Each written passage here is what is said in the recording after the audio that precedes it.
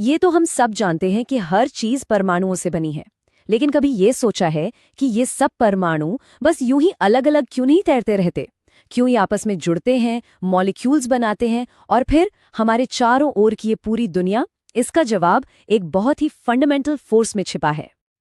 और यही वो सवाल है जिसके जवाब की तलाश में आज हम निकले हैं। आखिर वो कौन सी अदृश्य गोंद है जो इस पूरे ब्रह्मांड को एक साथ जोड़े रखती है? जवाब है केमिकल बॉन्ड्स, यानी रासायनिक बंधन। अच्छा, इसको समझने का एक आसान तरीका है। सोचिए, एक गेंद पहाड़ी से नीचे लुढ़क रही है। वो कहाँ जाकर रुकेगी? जाहिर है, सबसे निचले, सबसे स्टेबल पॉइंट पर, है ना? परमाणु भी बिल्कुल यही करते हैं। बॉन्ड बनाकर वो अपनी एनर्जी की पहाड़ी से नीचे आ जाते हैं, एक ज्यादा स्टेबल और कम एनर्जी वाली स्टेट में। तो आज का हमारा सफर कुछ ऐसा रहेगा। हम शुरुआत करेंगे एक बहुत ही सिंपल से नियम से जो लगभग सब कुछ चलाता है। फिर हम देखेंगे कि एटम्स की दो मेन स्ट्रैटेजीज क्या होती हैं, इलेक्ट्रॉन्स को शेयर करना या चुराना। इसके बाद हम ये भी जानेंगे कि जब ये नियम टूटते हैं तब क्या होता है, मॉलिक्यूल्स की छिपी हुई 3D दुनिया को भी समझेंगे और आखिर में हम झांकेंगे क्वांटम मैकेनिक्स की थोड़ी अजीब लेकिन कमाल की दुनिया में। तो चलिए सबसे पहले और सबसे ज़रूरी नियम से शुरुआत करते हैं जो केमिकल बॉन्डिंग को कंट्रोल करता है, द ऑक्टेट रूल, यानी अष्टक नियम। तो कहानी शुरू होती है 20वीं सेंचुरी की शुरुआत में। कैसल और लुइस जैसे साइंटिस्ट्स ने एक बड़ी मज़ेदार चीज़ नोटिस की। उन्होंने देखा कि नोबल गैसें, मतलब हीलियम, नियॉन, आर्गॉन, ये सब बहुत ज़्यादा स्टेबल और अनरिएक्टिव थीं, मतलब एकदम असामाजिक, किसी से कोई लेना देना नहीं। और उन्होंने पाया कि बाकी सारे एटम्स बस उन्हीं की तरह बनना चाहते हैं, पीरियोडिक टेबल के एकदम शांत, स्टेबल वीआईपीज की तरह। और उस वीआईपी स्टेबिलिटी का राज क्या था? वो था 8 वैलेंस इलेक्ट्रॉन्स का एक जादुई अष्टक। वैलेंस इलेक्ट्रॉन्स मतलब वो बाहरी इलेक्ट्रॉन्स जो सारे एक्शन में हिस्सा लेते हैं। बस यही वो गोल है जो ज्यादातर केमिकल बॉन्ड्स के पीछे की असली वजह है। परमाणु अपने सबसे बाहरी शेल में 8 इलेक्ट्रॉन पाने के लिए लिटरली कुछ भी कर सकते हैं। अच्छा, इस गोल को कागज पर देखने का एक बहुत ही सरल लेकिन बड़ा मजेदार तरीका है लुईस स्ट्रक्चर्स बनाना। जैसे मान लीजिए पानी H2O, तो हम ऑक्सीजन और 2 हाइड्रोजन के सारे वैलेंस इलेक्ट्रॉन्स को गिनते हैं, उन्हें एक साथ बॉन्ड करते हैं और फिर बस ये पक्का करते हैं कि ऑक्सीजन को उसके 8 इलेक्ट्रॉन मिल जाए और हाइड्रोजन को 2। सिंपल।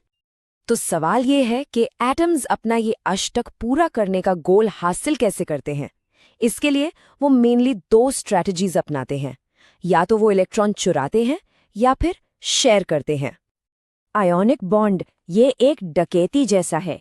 एक एटम दूसरे से एक इलेक्ट्रॉन पूरी तरह से छीन लेता है। इससे एक पर पॉजिटिव और दूसरे पर नेगेटिव चार्ज आ जाता है और फिर ऑपोजिट्स अट्रैक्ट। वहीं दूसरी तरफ कोवैलेंट बॉन्ड में एटम्स ज्यादा टीम प्लेयर होते हैं। वो एक टीम की तरह काम करते हैं और अपने गोल तक पहुंचने के लिए इलेक्ट्रॉन्स को शेयर कर लेते हैं। चलो इसके क्लासिक एग्जाम्पल्स देखते हैं। सोडियम क्लोराइड मतलब हमारा टेबल सॉल्ट, वही जो हम खाने पर डालते हैं, वो एक परफेक्ट आयोनिक बॉन्ड है। सोडियम अपना इलेक्ट्रॉन क्लोरीन को दे देता है, बस। दूसरी तरफ है क्लोरीन गैस जो स्विमिंग पूल को साफ रखने के काम आती है। वो कोवैलेंट है। यहाँ 2 क्लोरीन एटम्स को एक एक इलेक्ट्रॉन चाहिए होता है, तो वो एक जोड़ी शेयर कर लेते हैं और दोनों का काम बन जाता है। तो ऑक्टेट रूल एक बहुत ही बढ़िया गाइडलाइन है, लेकिन जैसा कि साइंस में अक्सर होता है, कहानी में एक ट्विस्ट है। ये नियम हमेशा काम नहीं करता। हाँ, कुछ मॉलिक्यूल्स एकदम विद्रोही होते हैं, जैसे BCl3 में बोरॉन 8 से कम इलेक्ट्रॉन्स के साथ ही एकदम खुश है। दूसरी तरफ SF6 जैसे मॉलिक्यूल्स में सेंट्रल एटम 8 से ज्यादा इलेक्ट्रॉन रख सकता है, उससे कोई प्रॉब्लम नहीं। और फिर आते हैं असली बागी, जैसे नाइट्रिक ऑक्साइड, जिनके पास कुल मिलाकर ही ऑड नंबर में इलेक्ट्रॉन्स होते हैं। अब ऐसे में सबके लिए अष्टक पूरा करना नामुमकिन हो जाता है।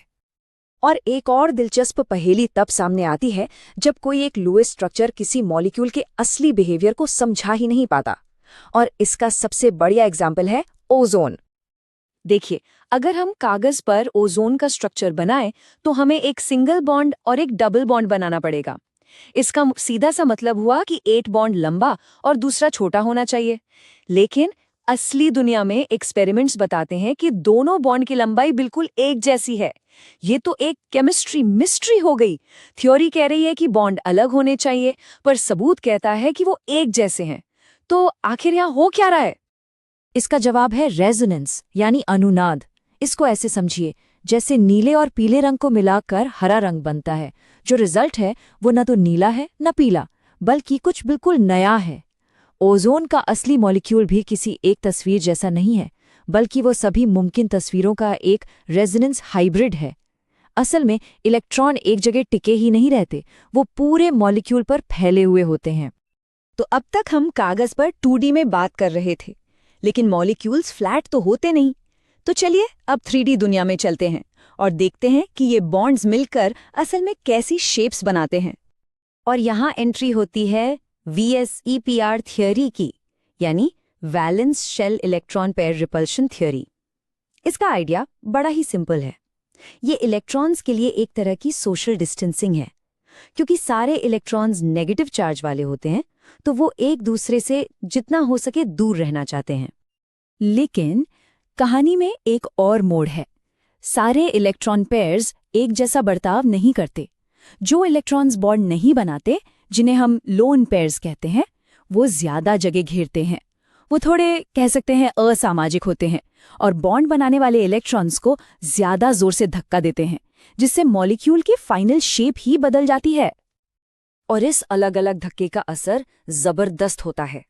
देखिए, मीथेन में कोई लोन पेयर नहीं है, तो उसकी शेप एक परफेक्ट टेट्राहीड्रल है। अमोनिया में एक असामाजिक लोन पेयर आता है और वो शेप को पिरामिड जैसा बना देता है।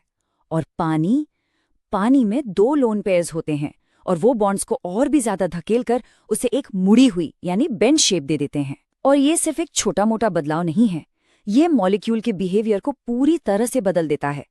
पानी के लिक्विड होने से लेकर हमारे डीएनए के मुड़ने तक सब कुछ इसी पर निर्भर करता है। देखिए, लुईस स्ट्रक्चर्स और VSEPR थ्योरी बहुत ही पावरफुल मॉडल्स हैं, लेकिन वो पूरी कहानी नहीं बताते। बॉन्ड की असली सच्चाई को समझने के लिए हमें क्वांटम मैकेनिक्स के लेवल तक उतरना होगा। और यहाँ आकर चीजें सच में थोड़ी अजीब हो जाती हैं। वैलेंस बॉन्ड थ्योरी ये बताती है कि एक कोवेलेंट बॉन्ड तब बनता है जब 2 एटम्स के ऑर्बिटल्स यानी इलेक्ट्रॉन्स के वो धुंधले से प्रोबेबिलिटी वाले इलाके एक दूसरे में फिजिकली ओवरलैप कर जाते हैं, मिल जाते हैं। ये कागज पर बनी लाइनों से कहीं ज्यादा गहरा है। ये क्वांटम संभावनाओं का एक असली मिलन है। पर एक आखिरी पहेली अभी भी थी। मीथेन की जो टेट्राहेड्रल शेप हम देखते हैं, कार्बन के नॉर्मल ऑर्बिटल्स मिलकर वैसी शेप बना ही नहीं सकते थे। तो इसका समाधान क्या निकला? हाइब्रिडाइजेशन। सोचिए, ये ऐसा है जैसे एक एटम बॉन्ड बनाने से ठीक पहले अपने सारे टूल्स को रीअरेंज करता है। वो अपने नॉर्मल ऑर्बिटल्स को एक ब्लेंडर में डालता है और बाहर निकालता है एकदम नए, एक जैसे हाइब्रिड ऑर्बिटल्स, जो सबसे मजबूत और सबसे स्टेबल बॉन्ड बनाने के लिए एकदम परफेक्ट होते हैं। तो आर्ट के एक सीधे साधे नियम से शुरू करके हम क्वांटम मैकेनिक्स की गहरी छिपी हुई हकीकत तक पहुंचे, सिर्फ ये समझने के लिए कि ये दुनिया आखिर एक साथ जुड़ी कैसे है। और यह हमें सोचने पर मजबूर करता है कि और कौन-कौन से मॉलिक्यूलर रहस्य हमारी समझ की सतह के ठीक नीचे इंतजार कर रहे हैं, जिन्हें सिर्फ और सिर्फ क्वांटम दुनिया के लेंस से ही देखा जा सकता है।